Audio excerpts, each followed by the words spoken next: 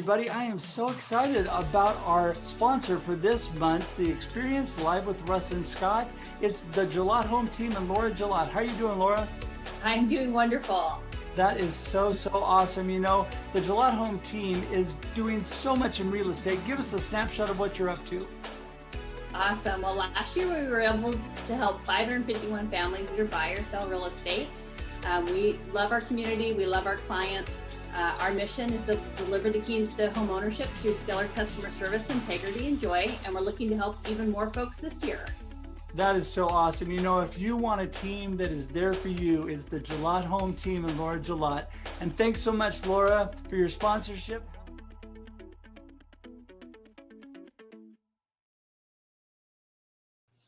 Good morning, everybody.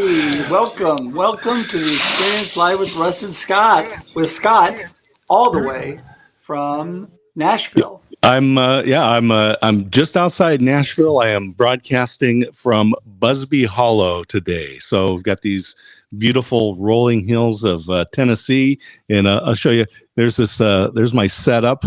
Kind of a funky little deal today, but it works good for mobile, and I'm excited. We've got great guests as always, and we're going to have fun. And the 30 minutes is going to go very fast as always. Absolutely. Yeah, we are so blessed every week with amazing people. Today, we have Laura Gillott and Christine Gritmon that are here to add just blessings to all of us today. So Indeed. We're so excited for that. And I just want to remind everybody, we are here every week, Wednesday mornings, 7 a.m. Pacific Standard Time.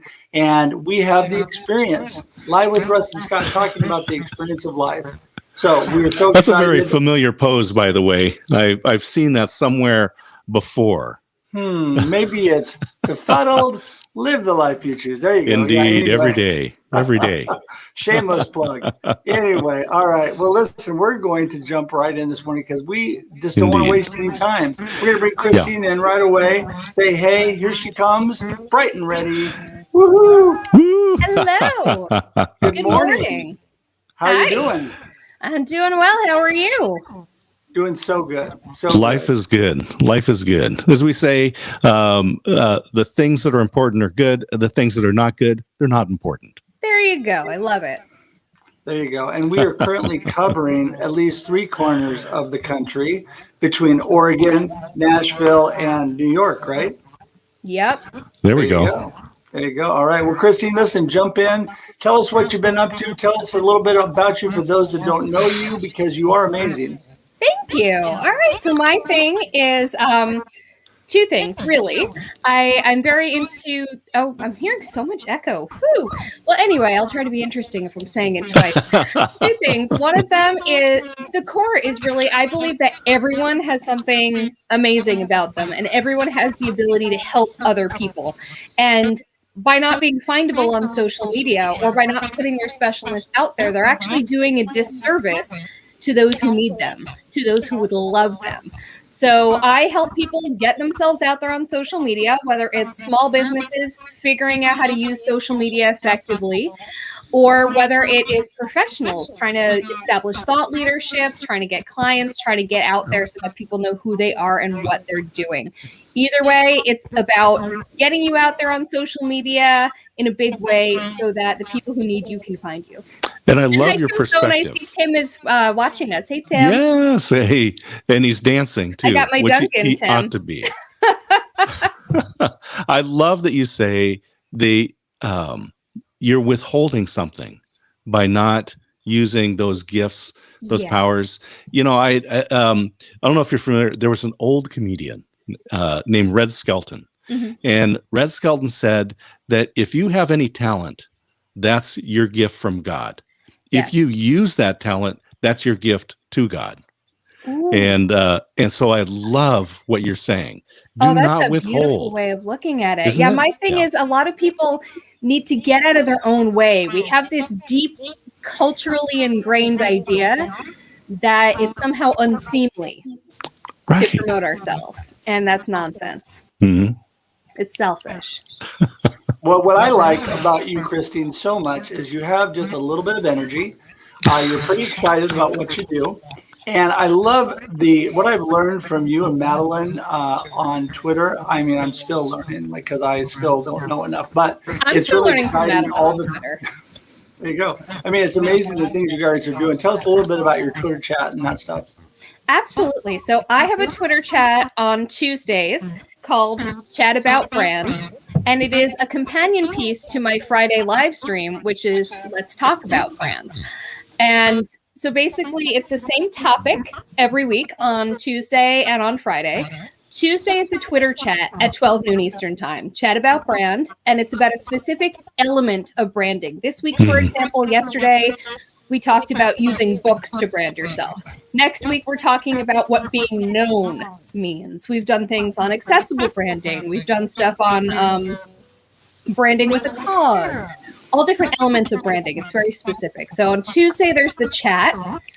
And it's just, a Twitter chat. You just hop on at noon, follow the hashtag Chat About Brand, follow me. I ask 7 questions. Everyone answers together. And then on Friday, also at noon Eastern time, I keep things very simple.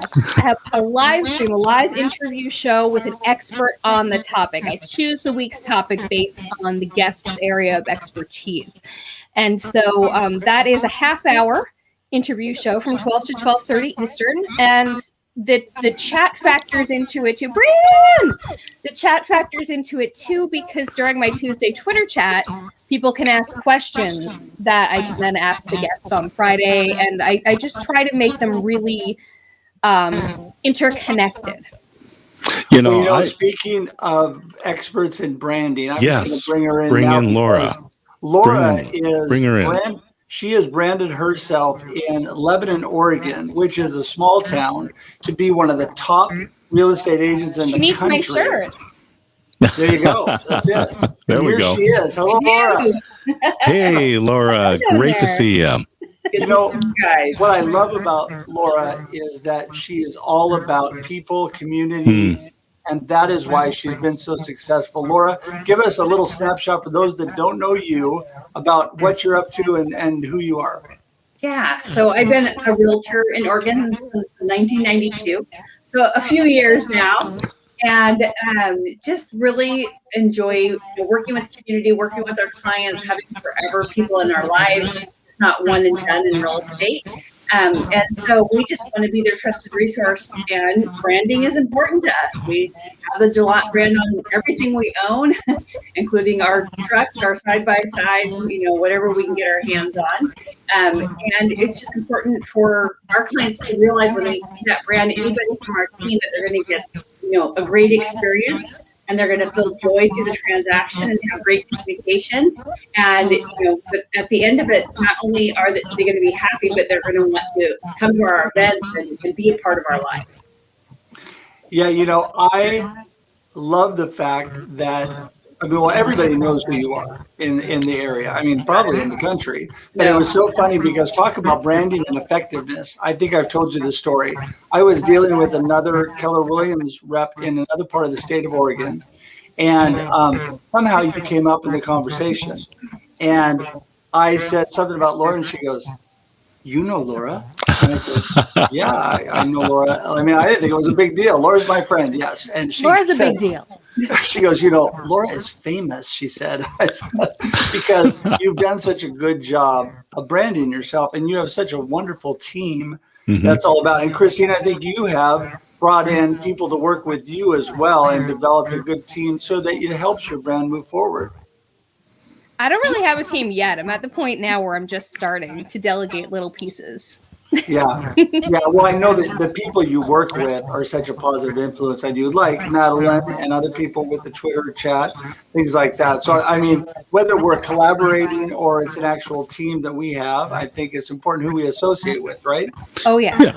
And I think as we move forward, we're going to find that these virtual teams to hit specific projects or programs are just going to be even more important.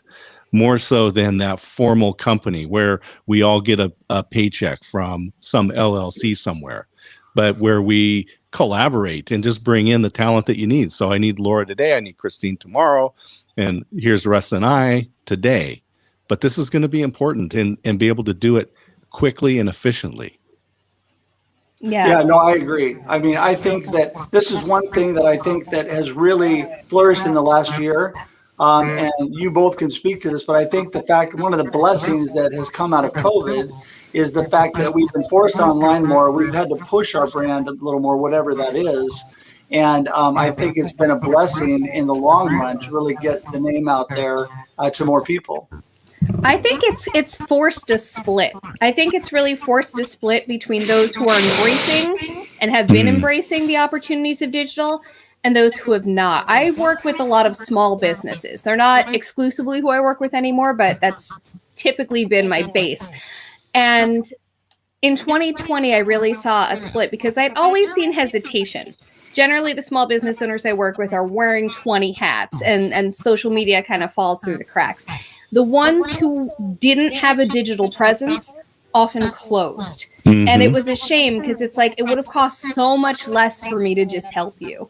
And then the ones who did embrace it, or the ones who had been on the fence and realized that it was sink or swim and who opted to swim, have found all sorts of ways to save their businesses. I helped some businesses that unfortunately didn't find a way to stay open in brick and mortar, but they are now e-commerce businesses. They're able to keep that dream alive, to keep it afloat. Then there are people who were able to maintain enough while they were closed that they were able to reopen on the other end because they kept that relationship going with their base, with their audience. They were able to keep people posted on what they were up to. And that made people want to know what they were up to and made people want to be part of their celebratory reopening. So it really just emphasized the importance of online and emphasized the importance of keeping those relationships going, because that is ultimately what will keep your business afloat. And what really happened was with COVID, it only accelerated what was already happening. Yeah, it forced a deeper split. Yeah, they should have been moving that way, and those that rushed to it, not haphazardly, but did move to it more quickly, were able to survive.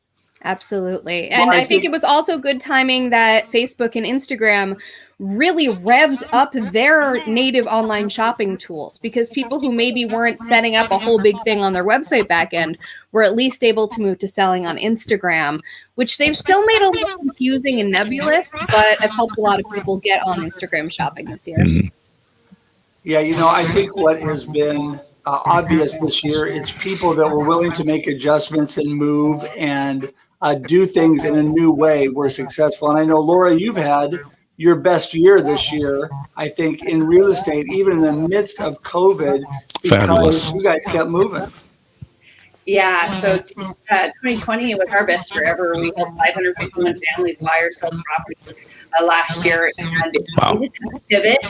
And because we were very relational, like a lot of events, like 2 events a month minimum, and we put all that online. So we did like PE class with the PE teacher, which is actually my husband, for our kids to come on and do PE on our website.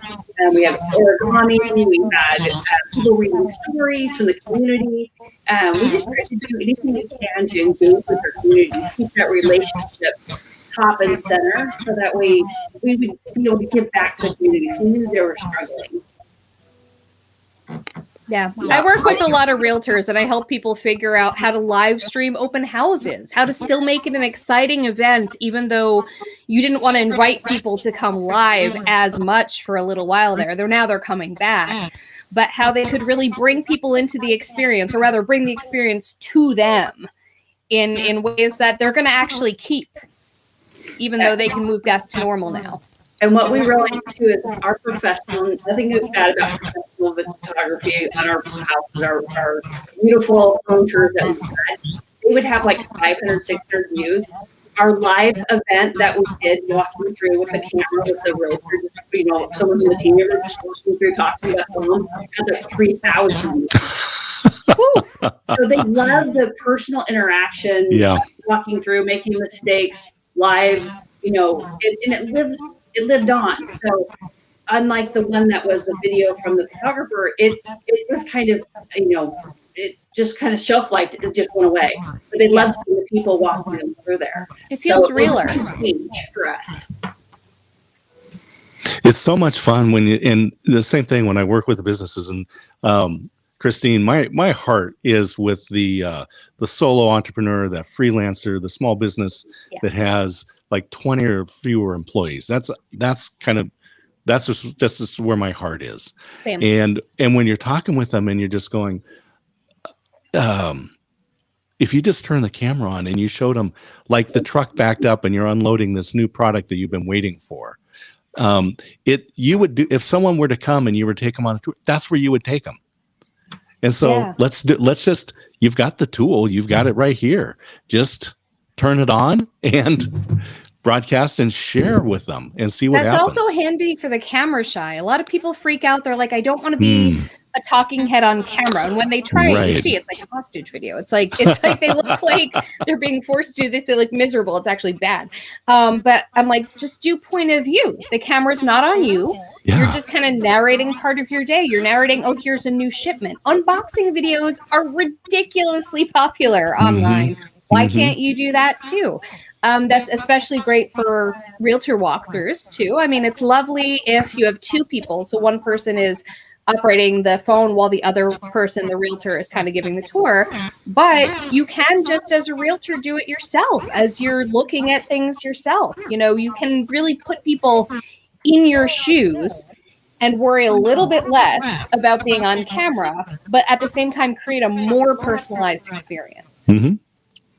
Yeah, I think that it's been a total shift, obviously, moving away from seeing people in person so much to the video, but people that have embraced it have done such a great job. I, though, am one that is excited about the fact that we're getting to see people a little bit more again. In fact, I'm heading to Laura's neck of the woods, Lebanon, today for a lunch meeting. Super excited about that, seeing people in person, and I'll probably drop in and say hi to Laura at her office. But also, the fact that people are feeling a little more comfortable, I think nowadays, with the vaccine and all the things that are going on, has helped. But you can't sit around and wait for those things. I know people that have told me this entire last year, I'm just waiting for us to be able to get back together. Well, you could still be waiting a long time because we don't know what's going to happen. You have to move forward. So the things that you said, Christine and Laura, that are so simple and easy to use, that are at our disposal, just makes it so much easier to keep moving forward. And you can make it an add-on rather than an instead of. Right. As I mentioned before, things like the walkthroughs for open houses for realtors, the numbers Laura got that she mentioned, 3,000 views. You're not going to get 3,000 people coming to an open house in person. That has exponentially expanded the number of people that you can reach. Why not keep that as a companion piece to in real life events? I know that there's a lot of networking events I've been a part of that used to be in person. They've moved to virtual. And even though they're starting to do in-person events again, people are begging those organizers to keep some sort of virtual element simply because you can hit more places, you can do more things if you don't have that travel time. And again, there's the fact that not everyone is fully vaccinated. Maybe they are, but their family members aren't yet. Maybe they have kids or teens who can't get vaccinated yet, and they want to make sure to protect them even though they themselves are vaccinated. There's a lot of advantages to still being able to reach the people who are at home, not to mention things like disability, illness. It's very convenient to be able to go places without going places. Yeah, we've been producing virtual events, and what we found was that more people were able to attend. Yeah. So they might have a certain number of hundred of people that had attended before, but now with the virtual event, they had more. And we're already looking at how we're going to do the hybrid events.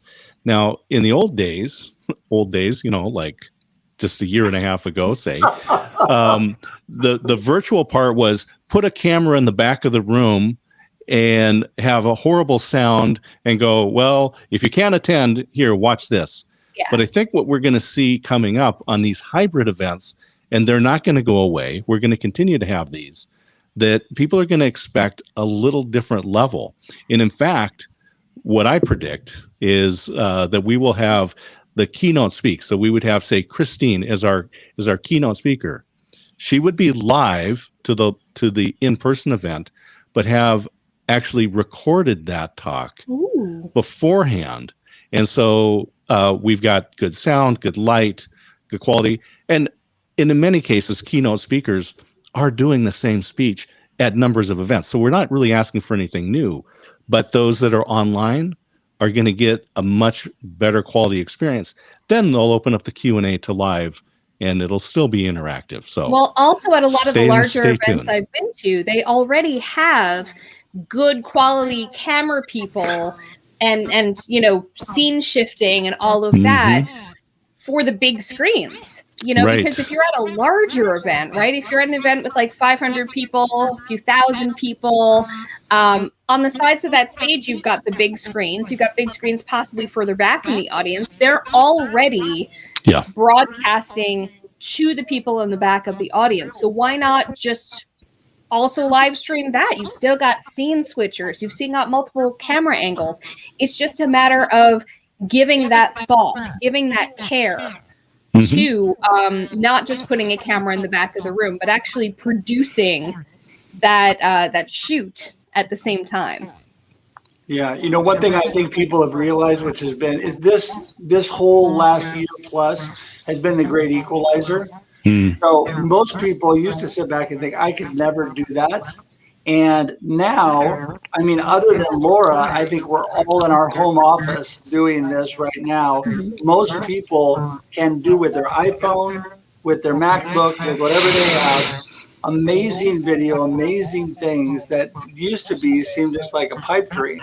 But you can record, you can broadcast. It's amazing. And I think that's helped everybody that's taken advantage of it. This year has been mind-blowing for sales of ring lights, sales of web live streaming cameras, sales of microphones, just through the roof.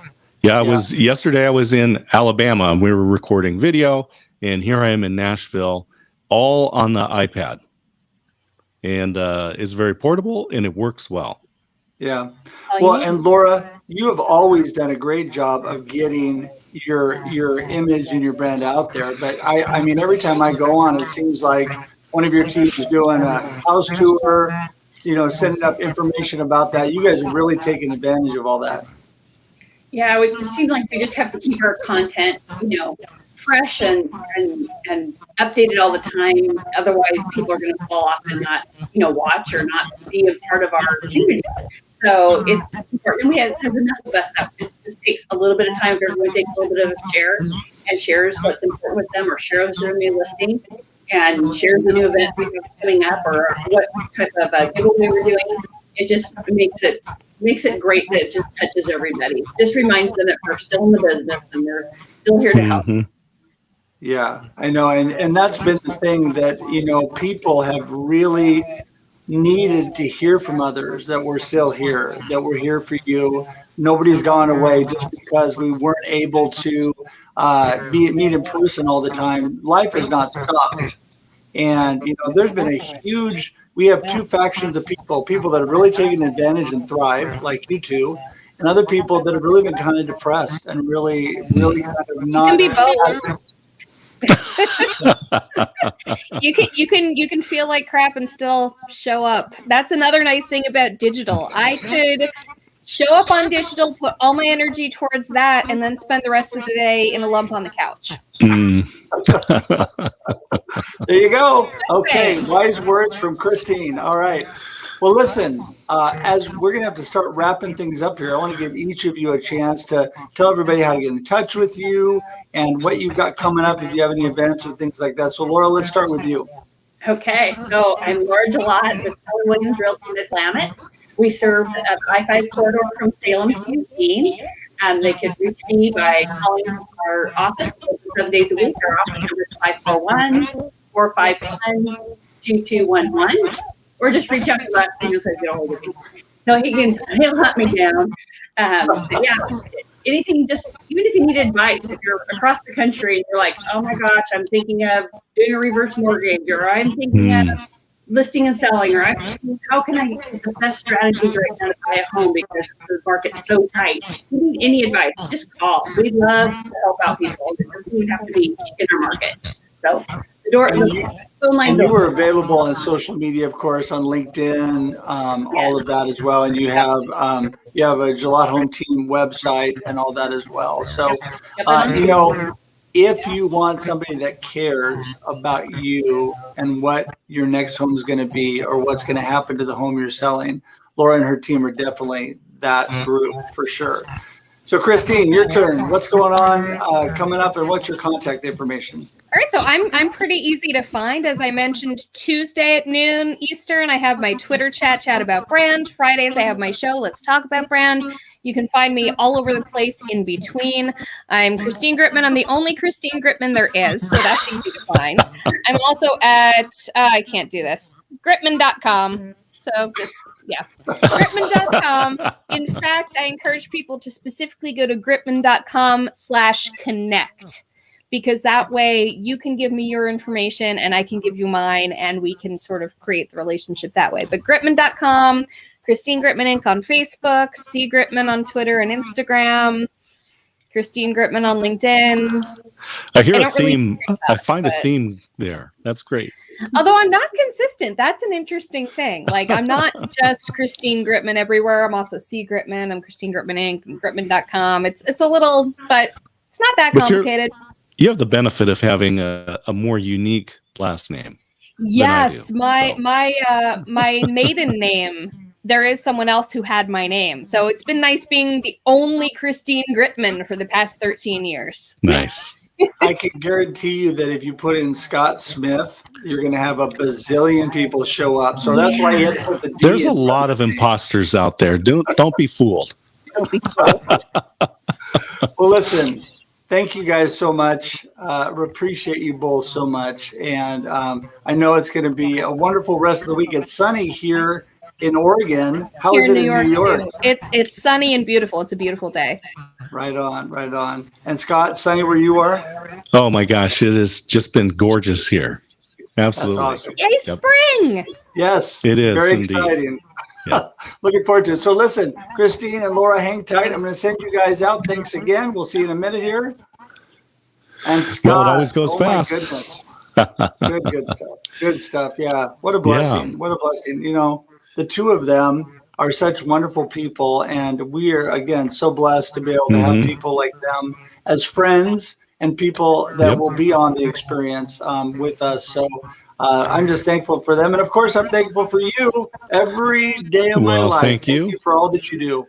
Thank you. You'll be broadcasting live from Laura's office next week. So that's fabulous.